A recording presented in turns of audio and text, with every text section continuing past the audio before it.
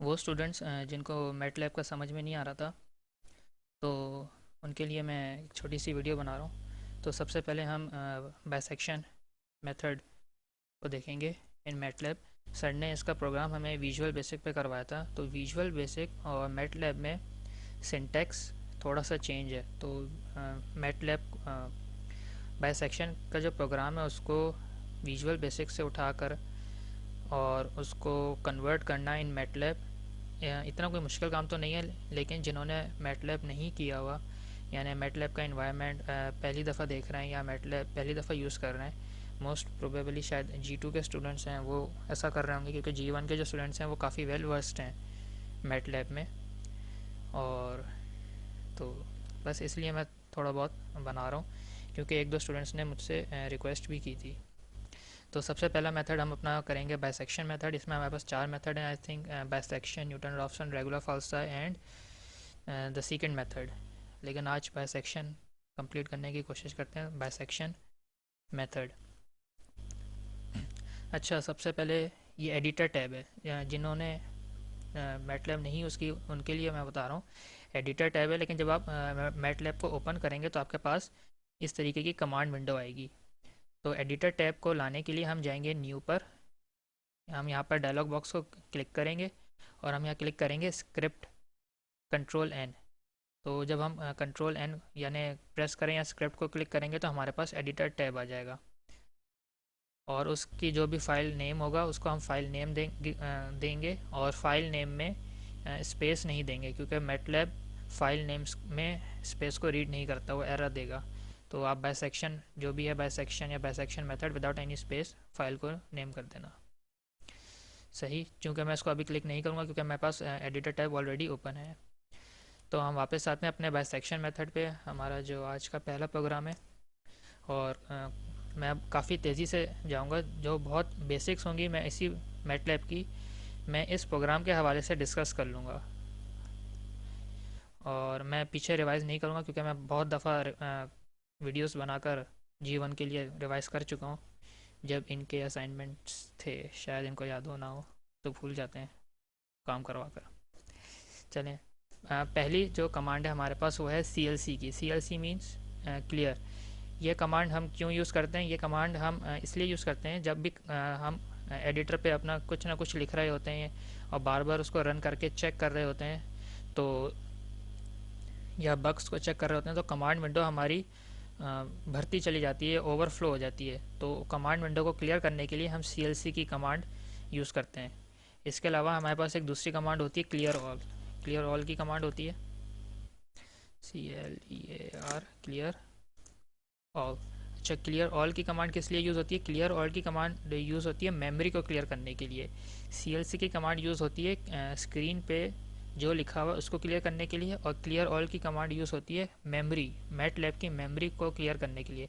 यानी work space, यहाँ पर जब हम इसको रन करेंगे अपने प्रोग्राम को, तो जो वेरिएबल्स की वैल्यूज़ हम असाइन करते हैं, लाइक A=2 एंड B=3, तो वो मेमोरी में जाके फिट हो जाती है मैटलैब की, A=2 एंड B=3। अगर हमें उसको क्लियर करना है और हमने उसको दूसरी वैल्यूज असाइन करनी है, तो हमें क्लियर ऑल की कमांड यूज़ करनी पड़ेगी। तो ये तो बेसिक कमांड्स थी। अब हम आ जाते हैं अपनी सबसे पहली कमांड है, वो है हमारा फंक्शन। वहाँ पर सर ने लिखा था मैसेज बॉक्स। तो यहाँ पर मैसेज बॉक्स की एज सच कोई कमांड नहीं है। यहाँ पर मैसेज बॉक्स का जो सिनोनिम है या मुतबादिल है, वो हम कह सकते हैं इनपुट कमांड। इनपुट, इनपुट यहाँ हम लिख देते हैं inter the value at which the output of the function is negative,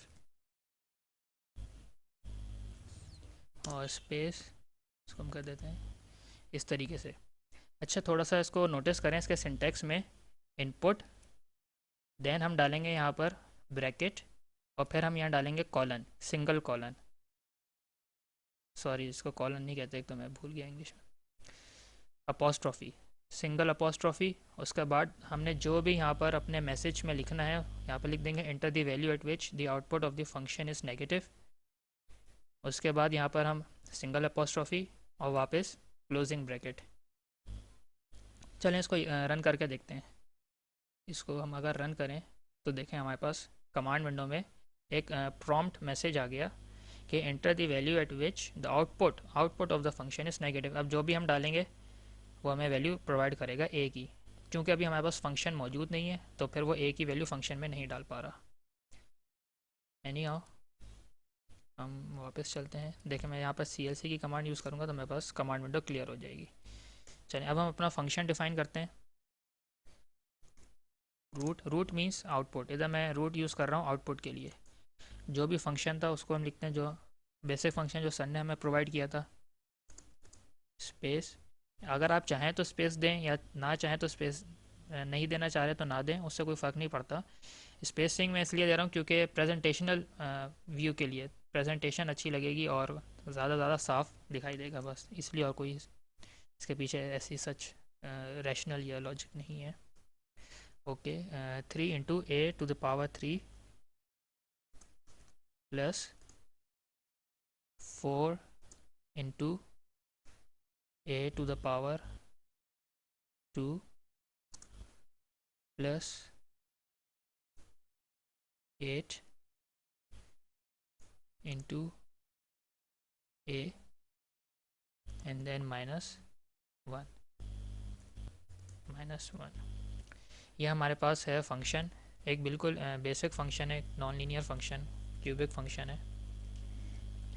ये सर ने हमें प्रोवाइड किया था तो हमने उसको यहाँ पर प्रोवाइड कर दिया एज सच, बिल्कुल वैसे ही हमने लिख दिया। अच्छा, मैंने वेरिएबल x की जगह वेरिएबल a यूज़ किया है क्योंकि हम जब आगे जाएंगे तो a+b/2 इस तरीके की नोटेशन यूज़ करते हैं, इसलिए मैंने यहाँ पर x नहीं लिया। अच्छा, चलें जिन्होंने मैटलैब नहीं सीखा उनको मैं बता देता हूँ। हम कमांड की हर लाइन के आखिर में ना यहाँ पर सेमी कॉलन यूज़ करेंगे। सेमी कॉलन यूज़ करेंगे, इससे ये होता है कि ये जो अननीडेड आउटपुट्स होते हैं ना कमांड विंडो पे, उसको ये सप्रेस कर देता है। हमें ये वाला आउटपुट नहीं चाहिए कि हमें इक्वेशन लिख कर दे कि हम इस इक्वेशन पे काम कर रहे हैं। हमें डायरेक्ट आंसर्स चाहिए। अगर हमें क्वेश्चन पेपर प्रोवाइड किया जाता है और आंसर शीट प्रोवाइड की जाती है तो हम आंसर शीट पे पूरा क्वेश्चन नहीं उतार देते, हम सिर्फ डिज़ायर्ड आंसर लिखते हैं। तो इसी तरीके से हम अपने डिज़ायर्ड आंसर को चाह रहे हैं जो हम कमांड विंडो में लिखेंगे। ये हमारी आंसर शीट है और यहाँ पर हमारी प्रोग्रामिंग चल रही है बैक स्टेज पे। जो चीज़ें हमें नहीं चाहिए होती हम उसके आगे सेमी कॉलन लगा के उसको सप्रेस कर देते हैं कि इसका आउटपुट हमें नहीं चाहिए। इनपुट तो हम दे रहे हैं इसको मैटलैब को, लेकिन आउटपुट हमें नहीं चाहिए। आउटपुट इसकी बैक वर्किंग में हो रहा होगा, इसकी कमांड जो भी इसके पीछे मेमोरी है वहाँ पर चल रहा होगा, लेकिन वो उसको शो नहीं करेगा बाहर स्क्रीन पे। सही। चलें अब मेन चीज़ जो है हमारे पास लूप्स। सर ने वहाँ पर इफ़ लूप क्रिएट्स किए थे और कहाँ पर, विजुअल बेसिक में। लेकिन पर्सनली मुझे इफ़ लूप्स समझ नहीं आए। मैंने यहाँ पर वाइल लूप्स क्रिएट किए हैं क्योंकि इफ़ लूप में फिर मुझे बार बार इंडेक्स देना पड़ रहा था कि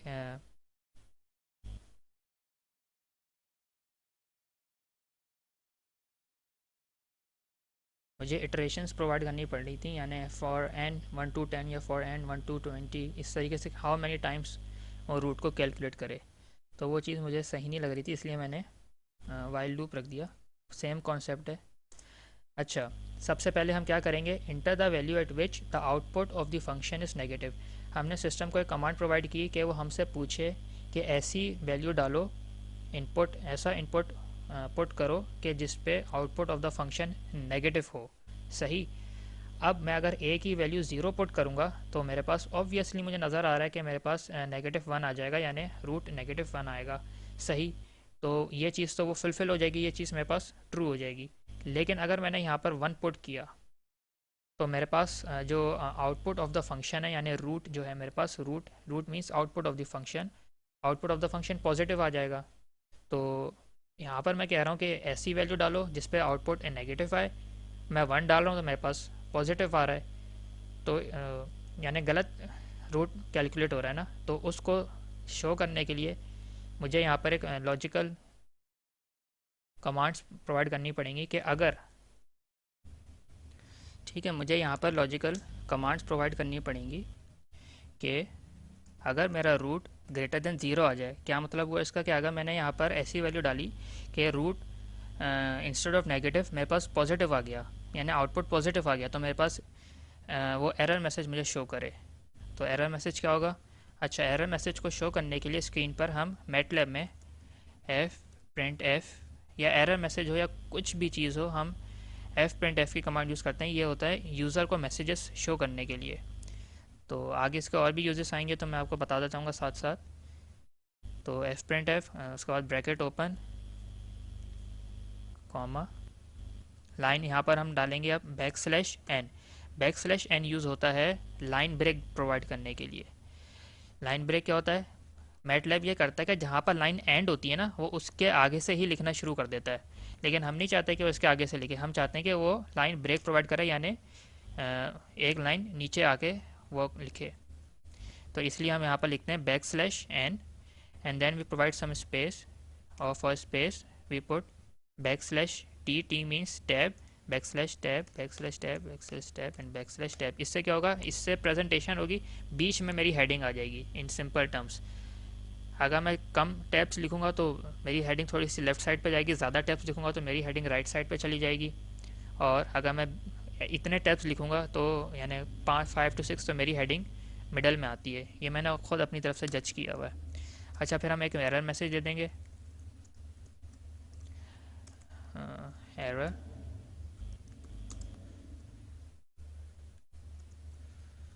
दी वैल्यू इज़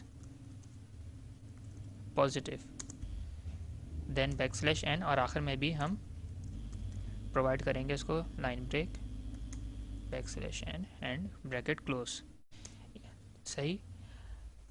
अब क्या होगा? अब हम यहाँ पर फिर से नई वैल्यू उसको अलॉट करेंगे ए को। अगर हमने ऐसी वैल्यू अलॉट कर दी ए को कि जिस पे रूट हमारा पॉजिटिव आ रहा है, हालांकि हमें नेगेटिव चाहिए था, तो वाइल इधर वो यहाँ पर आएगा, यहाँ पर आके जब वो चेक करेगा तो कहेगा फॉल्स। अब क्या होगा? वो कहेगा अब नई वैल्यू डालो, मैं नई वैल्यू डालो, मैं उस नई वैल्यू को डाल के चेक करूँगा। फिर हमने वही चीज़ लिखनी है इसको। तो हम इसी चीज़ को कॉपी कर देंगे वापस से, कंट्रोल सी कंट्रोल वी। उसके बाद फिर हम कहेंगे आप फिर से रूट कैलकुलेट करो, क्योंकि उस पर तो हमारी फॉल्स हो गई थी स्टेटमेंट, हमें नेगेटिव चाहिए थी, हमारे पास पॉजिटिव आ गई। वो फिर से कैलकुलेट करेगा। अगर फिर से पॉजिटिव आ जाएगी तो वो वापस जाएगा इधर, और फिर मुझे वो फिर दोबारा एरर देगा। फिर मैं उसको नई वैल्यू प्रोवाइड करूँगा। सॉरी, ये क्या हो? ठीक है, मैं उसको नई वैल्यू प्रोवाइड करूँगा, वो इसमें पुट करेगा रूट में, और फिर कैलकुलेट करेगा। अगर फिर पॉजिटिव आ गई फिर वो वापस जाएगा, फिर मुझे एरर देगा, फिर मुझसे पूछेगा कोई दूसरी वैल्यू अलॉट करो, फिर मैं उसको एक दूसरी वैल्यू अलॉट करूँगा। अगर उस पर अब नेगेटिव आ गया तो फिर वो एक ही वैल्यू को डेजिग्नेट कर देगा कि इस वैल्यू पे हमारा फंक्शन नेगेटिव है। सही, एक तो ये वैल्यू हो गई। अब मुझे कौन सी वैल्यू चाहिए थी? अब मुझे चाहिए थी एक नेगेटिव वैल्यू। ठीक, हमें दो वैल्यूज़ चाहिए होती है ना, a plus b divided by two, एक पॉजिटिव वैल्यू और एक नेगेटिव वैल्यू। ऐसे इनपुट्स जिन पे फंक्शन नेगेटिव वैल्यू दे और फंक्शन पॉजिटिव वैल्यू दे। तो अब हम उसके लिए इसको अलॉट करेंगे, वेरिएबल बी हम यूज़ कर लेते हैं। सही, हम वही चीज़ लिख देंगे इधर, input and enter the value eight which the output of the function is positive। Space space space मैंने इसलिए दिया, मुझे प्रेजेंटेशन के लिए अच्छा लगे। इसमें परेशान होने की ज़रूरत नहीं है कि स्पेस मैंने क्यों दिया, मैं एक स्पेस क्यों दिया और मैंने दो स्पेस क्यों दिया, तीन स्पेस क्यों दिया, मेरी मर्ज़ी है, मैं जितने स्पेस दूँ। यहाँ पर मैंने दो दे दिए, यहाँ पर मैं भी दो दे दूँगा फिर से। सही। वापस मैं इधर लगाऊंगा सेमी कॉलन, मुझे ये वैल्यू नहीं चाहिए। उसके बाद मैं यही चीज़ लिखूंगा इधर रूट। अब बी की वैल्यू पे चेक करेगा वो रूट, मुझे पॉजिटिव रूट चाहिए, यहाँ पर मुझे नेगेटिव रूट चाहिए था, यहाँ पर मुझे पॉजिटिव रूट चाहिए। और फिर मैं इसका दोबारा से लूप क्रिएट करूँगा, वाइल लूप। कि अगर मैंने ऐसी वैल्यू डाल दी, खुदा ना खास्ता ऐसी वैल्यू डाल दी कि जिस पे पॉजिटिव रूट नहीं नेगेटिव रूट आ रहा है, तो मुझे वो वापस एरर मैसेज दे, फिर मुझसे दूसरी वैल्यू पूछे, फिर उस पर जाकर रूट कैलकुलेट करे, फिर अगर नेगेटिव आ गई तो फिर मुझे एरर मैसेज दे, फिर नई वैल्यू पूछे और फिर जाके उस पर रूट कैलकुलेट करे। तो मैं यहाँ क्या लिखूँगा, रूट लेस देन ज़ीरो अगर नेगेटिव वैल्यू आ गई, तो फिर यही सारी चीज़ें वो दोबारा करेगा। F print f and the same goes with this backslash n backslash t backslash t backslash t t t error the value is negative backslash and close bracket and again semicolon। दोबारा मुझसे value पूछे, अगर खुदा ना खास्ता negative value आ गई तो वही चीज़ मैं इधर उठा के लिख दूंगा। सॉरी,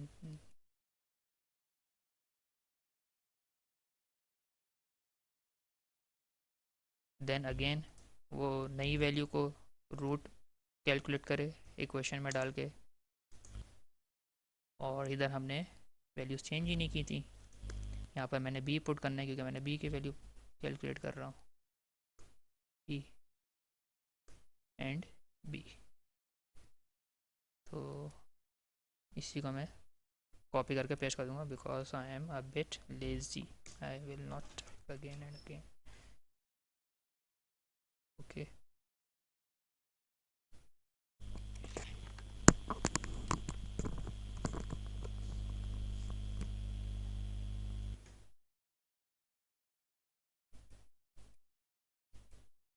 चलें। अच्छा, यहाँ पर इसको हम कर देते हैं एंड। ठीक,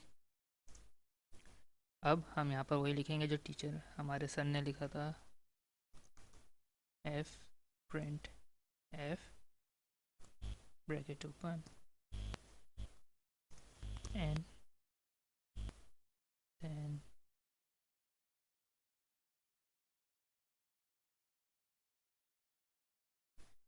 ये मैंने ऐसे डाल के चेक किया कि बीच में कहाँ आता है, तो आप लोग भी अपना अपनी तरफ से डाल के चेक कर लीजिएगा, ये ऐसे प्रेजेंटेशन के लिए।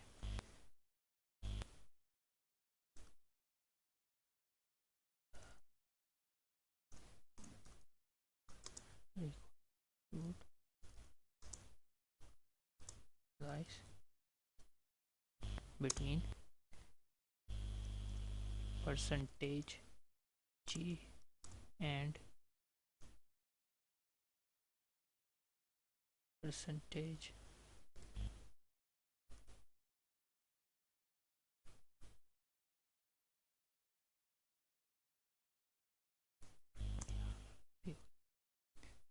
g।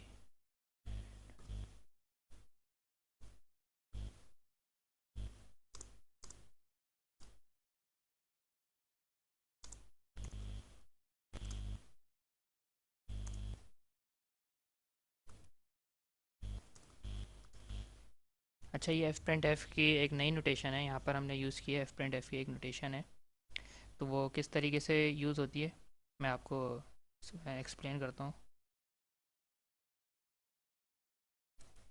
अच्छा, ये देखें, सबसे पहले हमने उसी तरीके से एफ प्रिंट एफ अपना यूज़ किया, एफ प्रिंट एफ की कमांड यूज़ की, then we put back slash n for line break, then we put tabs for presentation view. उसके बाद हमने यहाँ पर लिखा the required root lies between, जो भी हेडिंग देनी होती है लाइस बिटवीन, ये क्या है, ये है कोई भी डेसिमल डिजिट और इंटीजर को या डेसिमल डिजिट को वैल्यू असाइन करने के लिए हम पुट करते हैं percentage g and percentage g means the required root lies between ए।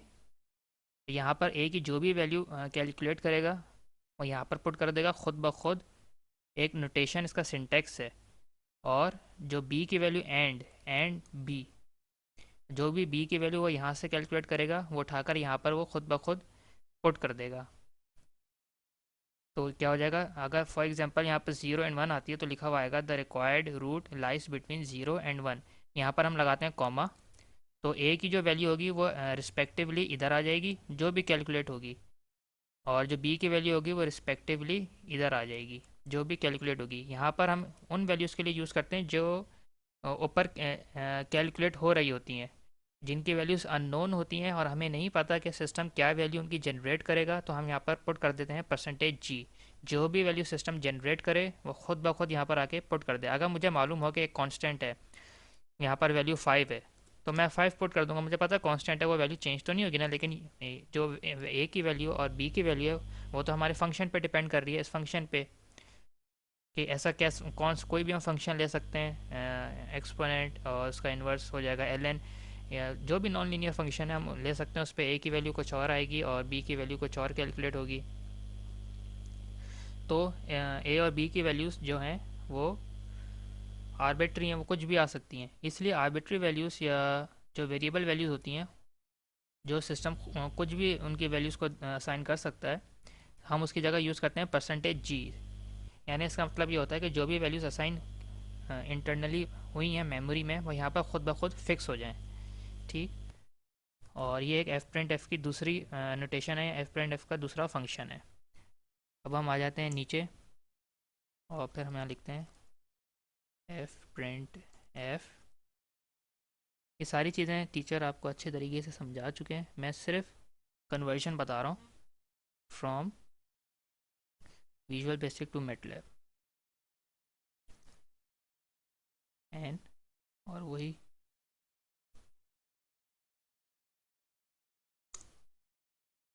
हम यहाँ लिख देते हैं the interval is reduced according to bisection method. और क्या है हमारे पास bisection method, a plus b,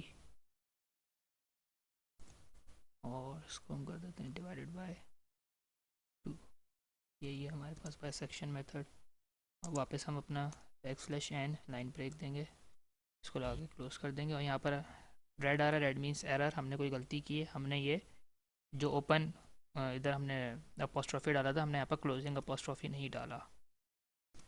अब सही हो गया, ठीक हो गया ये, सॉरी, देखा यहाँ पर नहीं डालना था, हमने \n को भी अपने साथ रखना है। चलें अब आगे चलते हैं हम। अब हम वापस आते हैं दूसरी लॉजिक की तरफ, जहाँ पर हमने लूप्स को जनरेट करना है। और कौन से लूप्स, जहाँ पर हम अपनी वैल्यूज़ को कैलकुलेट करते थे a + b डिवाइडेड बाई 2, फिर नई वैल्यू आती थी।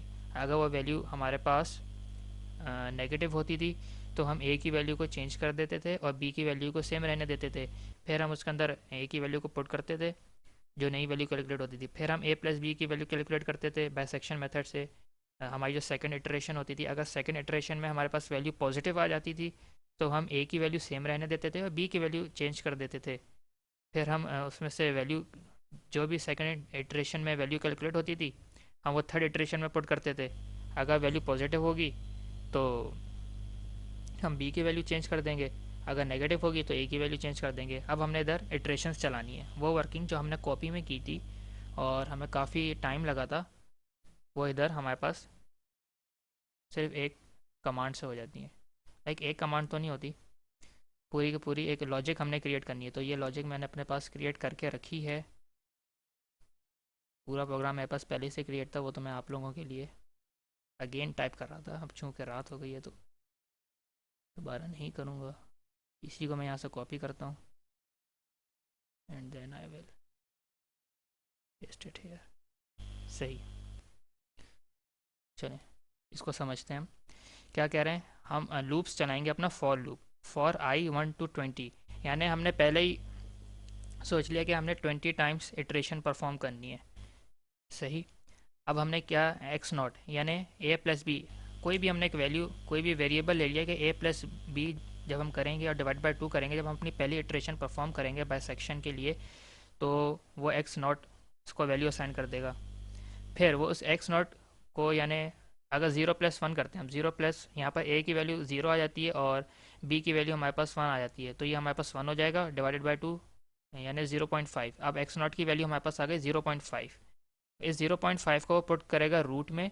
अगर वो पॉजिटिव होगा तो ए को सेम रहने देगा, और बी को अगर बी पॉजिटिव होगा तो ए को सेम रहने देगा और बी को चेंज कर देगा। इसी तरीके से अगर 0.5 रखने के बाद, यहाँ पर एक्स नॉट की वैल्यू 0.5 रखने के बाद नेगेटिव वैल्यू होगी, तो वो ए को चेंज कर देगा और बी को सेम रहने देगा। तो इसकी जो लॉजिकल कंस्ट्रक्शन है उसको समझ लेते हैं थोड़ा सा।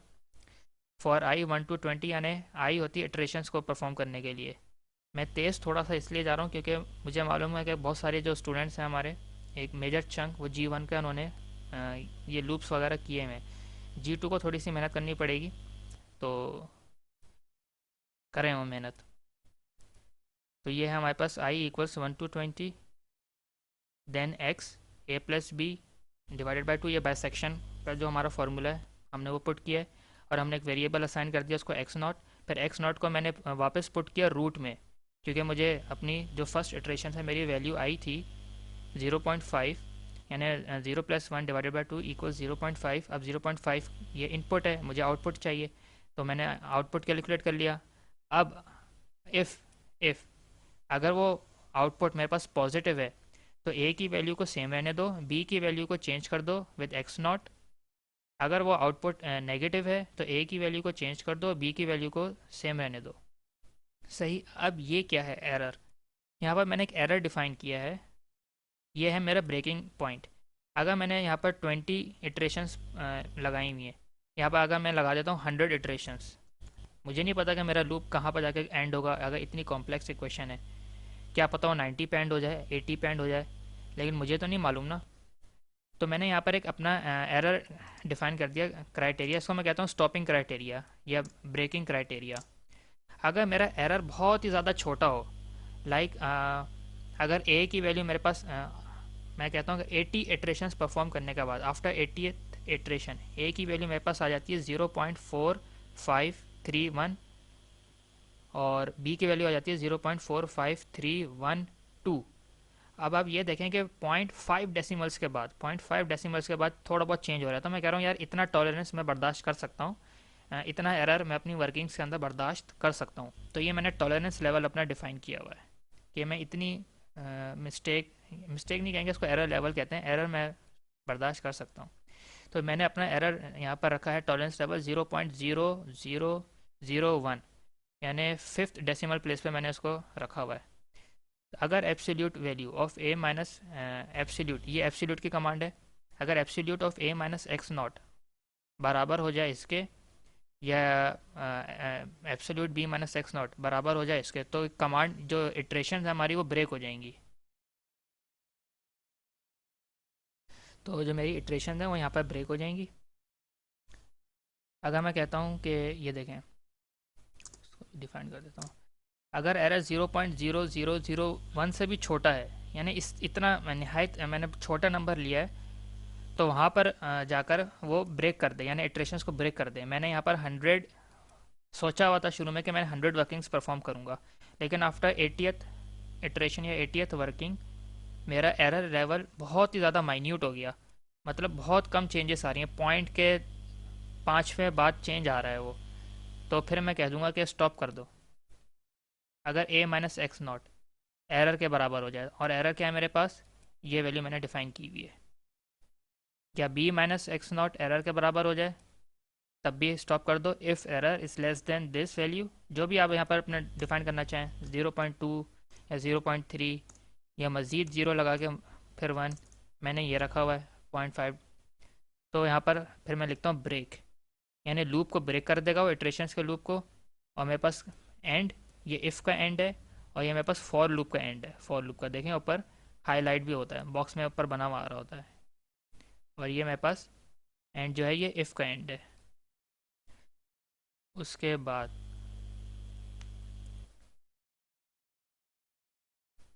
उसके बाद मैं इसको तो हटा देता हूँ पहले। अच्छा, सर ने बीच में कुछ कमांड्स बताई हुई थी कि कितने डेसिमल प्लेसेस तक हम अपने आंसर को डिज़ायर करते हैं। 3 decimal places, 4 decimal places, 5 decimal places, उसमें सर ने कुछ डॉलर साइन करके बताया था। तो मैं यहाँ पर जो मैंने एक शॉर्टकट तरीका यूज़ किया है वो है ये, f print f the interval is reduced to percentage जी।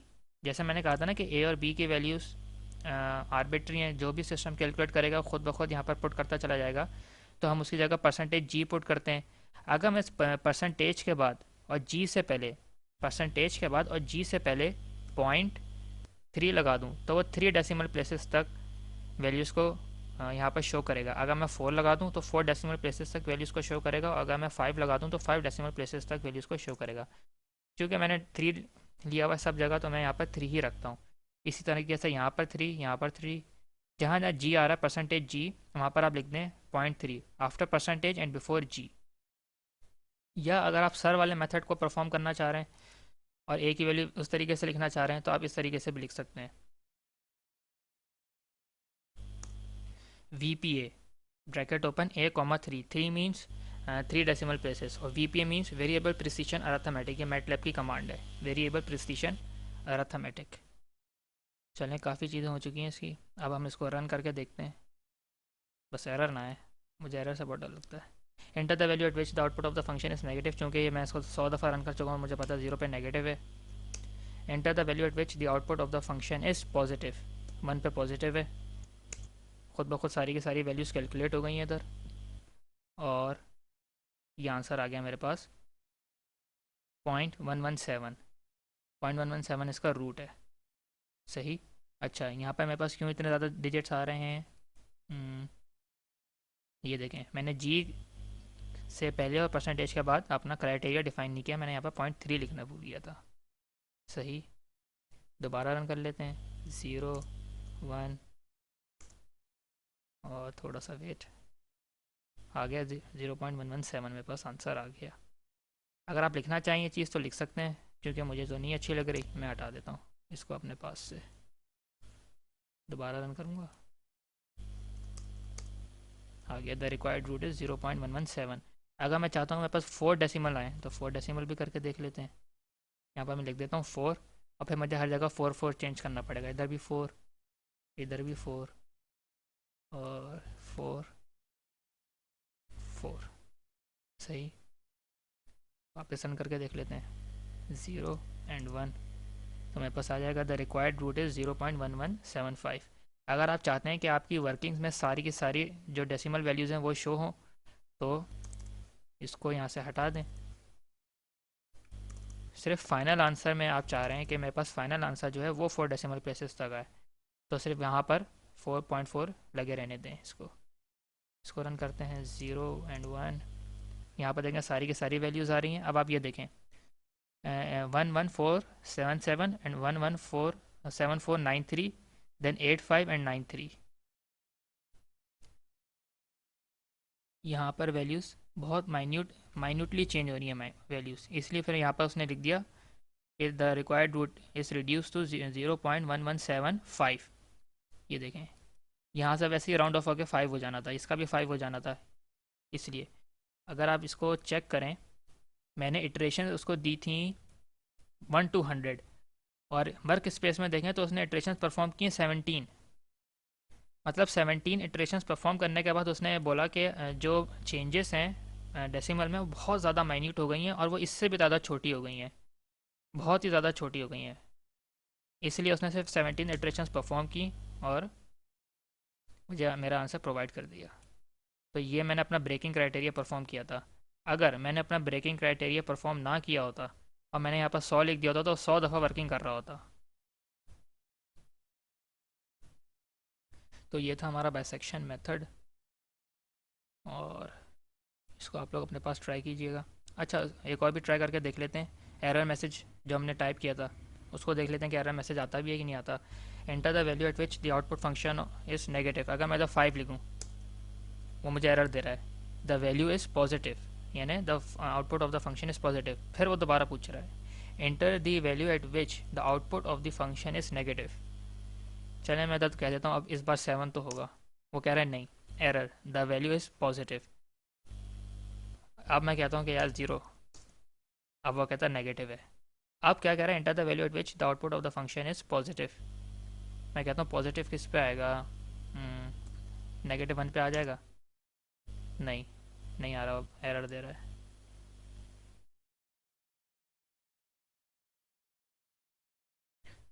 तो वहाँ पर उसने एरर दिया था। अब हम वापस अगर यहाँ पर पुट करें पॉजिटिव, पॉजिटिव किस पे आ जाएगा मेरे पास, वन पे आ रहा था पॉजिटिव। ये आ गई वैल्यूज़ मेरे पास, सारी की सारी वापस कैलकुलेट हो गई वैल्यूज़। यहाँ पर अगर हम और भी कुछ चेंजेस करना चाहें, इंटर अनदर वैल्यू लिख देते हैं इधर, बस थोड़ा सा चेंज के लिए, इंटर अनदर वैल्यू। इसी तरीके से यहाँ पर हम लिख देते हैं इंटर अनदर वैल्यू। उसके बाद हम इसको कहते हैं कंट्रोल एस सेव, दोबारा रन कर लेते हैं। यहाँ पर हम लिखता हूँ 5, नहीं, कह रहा है enter another value eight which the output of function is negative. मैं कहता हूँ 0, देन द फंक्शन ऐसी वैल्यू जिस पर पॉजिटिव हो 1। यहाँ पर मेरे पास वापस आ गया, द रिक्वायर्ड रूट इज़ 1175। तो ये है मेरा बाइसेक्शन मेथड। ये मेरा तो नहीं, जिन्होंने बनाया उसका है। जिनको प्रॉब्लम हो रही थी अब उसको देख लें।